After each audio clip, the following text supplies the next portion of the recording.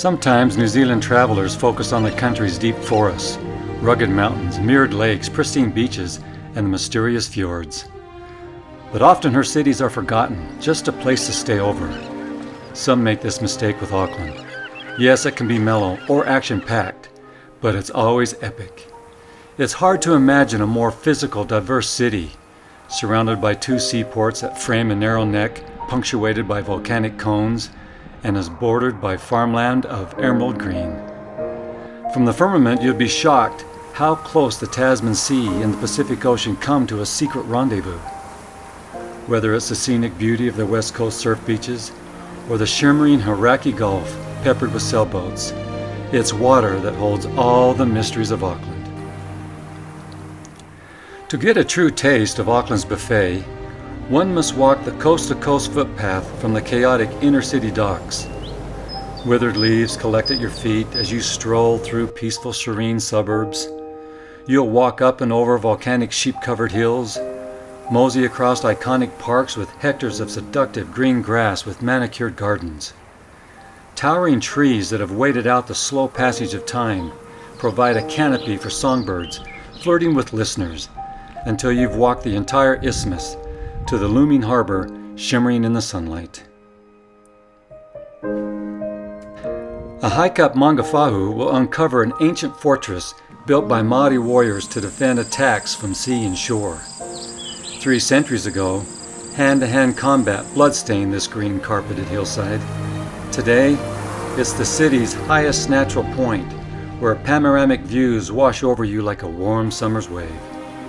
Here you can observe clouds sweep silently across the landscape, floating in a vast, sweet mystery of blue, while hypnotic urban sounds echo off the water below. Atop Mangafahu, you can smell the sea and touch the sky into the mystic. I wish this was a feeling I could freely share. A visit to Auckland is condensed until you cross over the harbor bridge to the North Shore. With endless stretches of beaches and meticulously manicured gardens, the North Shore bays will leave you begging for a quarter-acre lot. Long Bay to Devonport is a stunning sunrise to sunset walk. Start early and listen to fields of grass grow as ferns and violets run riot in the cool morning air. Stop and let each minute meld into the next while waves crash against the rugged cliffs, sculpting new curves into the weary rock below.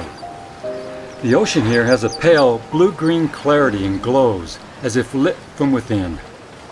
Tranquil wooden homes with rustic tile roofs nestle themselves into the surrounding hillsides, while Norfolk pines hum in the veiling winds.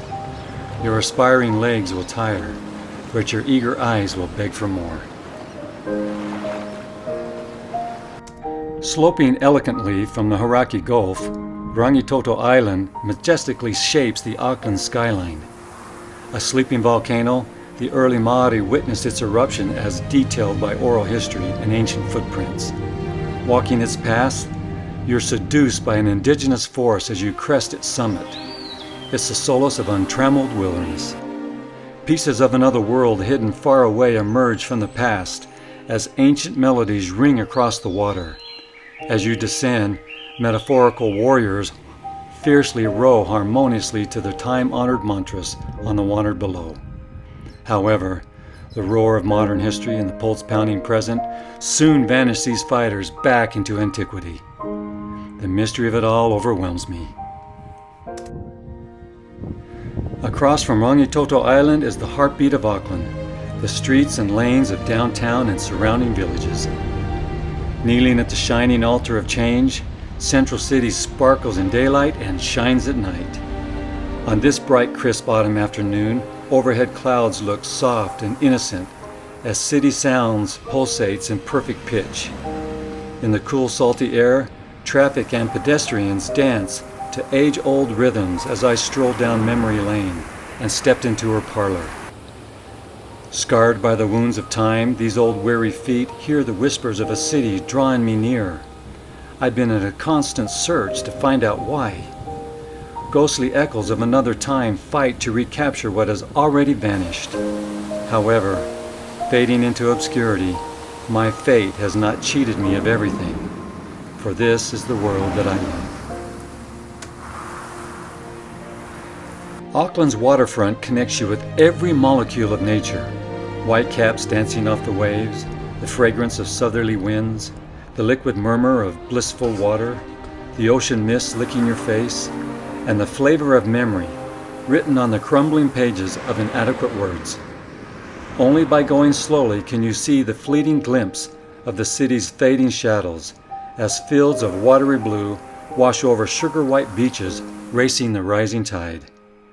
I sat still for a moment without breathing, watching a lone fisherman cast his rod, an old man sitting in silent meditation, a boy and his dog racing on the sand, and lovers holding hands.